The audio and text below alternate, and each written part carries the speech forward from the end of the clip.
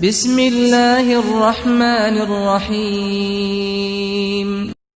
دو گناہ ایسے ہیں جس کے بارے میں اللہ رب العزت نے جنگ کا اعلان کیا ہے، یعنی اگر کوئی بندہ اس گناہ پر مصر رہتا ہے اور اس گناہ کو ہمیشہ کرتے رہتا ہے تو اللہ رب العزت نے اعلان کیا ہے کہ میں اس سے اعلان جنگ کرتا ہوں، وہ جنگ کے لیے تیار ہو جائے۔ کیوں ایسا اس لیے کہ اس گناہ کی قباحت اور اس گناہ کی قباحت اس قدر بری ہے کہ آدمی سے اس بات کا تصور ہی نہیں کیا جا سکتا کہ ایک آدمی اتنے بڑے گناہ کے اندر ملوث ہوگا۔ ایک گناہ تو یہی ہے جسے ہم سب سود کہتے ہیں، قرآن کریم کے اندر ہے کہ اے ایمان والو اللہ سے ڈرو، اگر تم واقعی سچے مومن ہو تو سود کا جو بھی حصہ کسی کے ذمہ باقی رہ گیا ہو تو تم اسے چھوڑ دو، یعنی سود سے اپنے آپ کو بالکل دور کر لو۔ پھر آگے اللہ رب العزت نے فرمایا کہ فَإِن لَّمْ تَفْعَلُوا فَأْذَنُوا بِحَرْبٍ مِّنَ اللَّهِ وَرَسُولِهِ، پھر اگر تم ایسا نہ کرو گے تو اللہ اور اس کے رسول کی طرف سے اعلان جنگ سن لو۔ اللہ اور اس کے رسول سے اعلان جنگ کا مطلب یہ ہے کہ ہم یقیناً کمزور ہے اور اللہ رب العزت طاقتور ہے۔ ایک آدمی برابر کا ہو، دوسرا آدمی بھی برابر کا ہو تو مقابلے میں آسانی کی امید کی جا سکتی ہے، لیکن اللہ رب العزت کا معاملہ کیا ہے؟ اللہ رب العزت ساری کائنات کا مالک ہے، اکیلے شہنشاہ ہے، اس کی قدرت کا کیا کہنا، اس کی طاقت کا کیا کہنا۔ اس لیے اگر اللہ رب العزت اعلان جنگ کرتے ہیں مطلب یہ ہے کہ پھر آدمی کی خیر نہیں اور آدمی ہر طرح سے پسپا اور ہر طرح سے شکست کھائے گا۔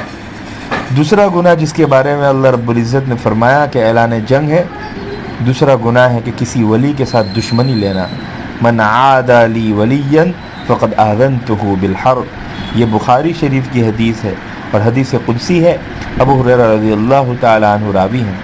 فرماتے ہیں اللہ رب العزت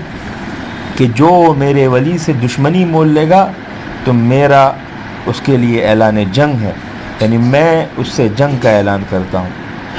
تو ولی کو ستانا یقیناً اللہ رب العزت کو غصے پر ابھارتا ہے اور اللہ رب العزت کی ناراضگی کو دعوت دینا ہے، کیونکہ ولی اللہ رب العزت کا دوست ہوتا ہے۔ اب دیکھیے اللہ والوں پر اگر کوئی انگلی اچھالتا ہے یا اللہ والے کو کوئی برا بھلا بولتا ہے تو حقیقت میں اللہ رب العزت سے دشمنی مول لیتا ہے۔ کیوں؟ اس لیے کہ اللہ رب العزت کا جو ولی ہوگا تو اللہ رب العزت پھر اس سے مقابلہ کریں گے جو ان کے خلاف بولے گا، کیونکہ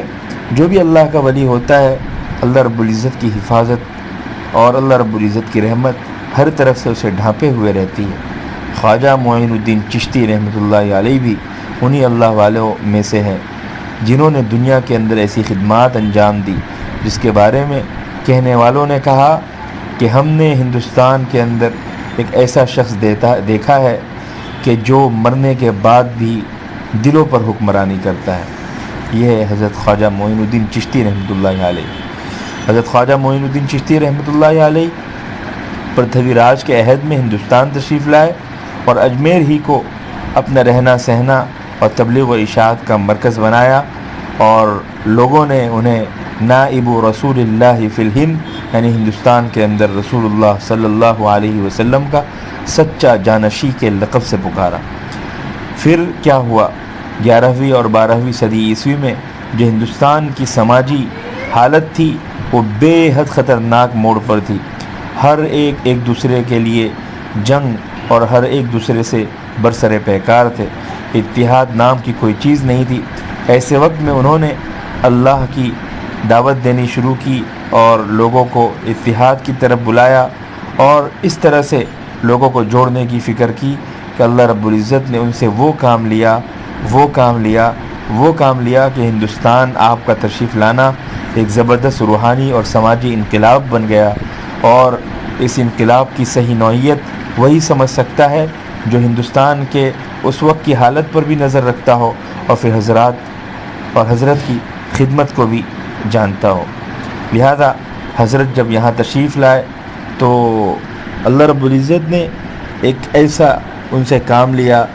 کہ اس کا سلسلہ اور اس کی رونق آج بھی ہندوستان کے اندر باقی ہے۔ اس لیے حضرت خواجہ معین الدین چشتی رحمۃ اللہ علیہ کے بارے میں برا بھلا کہنا یا ان کے اوپر کوئی الزام لگانا یقیناً اپنے آپ کو ہلاکت میں ڈالنا ہے۔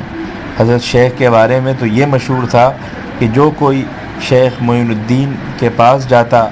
اور حضرت کی نظر اس پر پڑ جاتی، اگرچہ وہ فاسق ہی کیوں نہ ہوتا، گنہگار ہی کیوں نہ ہوتا، وہ ایسا توبہ کر لیتا کہ پھر گناہ کی طرف کبھی بھی نہیں لپکتا۔ اللہ رب العزت نے حضرت شیخ معین الدین چشتی رحمۃ اللہ علیہ کی نظر کے اندر ایسی تاثیر رکھی تھی کہ ایک گنہگار بندہ بھی اپنی زندگی سے توبہ کر لیا کرتا تھا۔ لہذا حضرت کی جو بھی شان میں گستاخی کرے گا ہم اس کی مخالفت کرتے ہیں اور اس کے خلاف احتجاج کی آواز بلند کرتے ہیں۔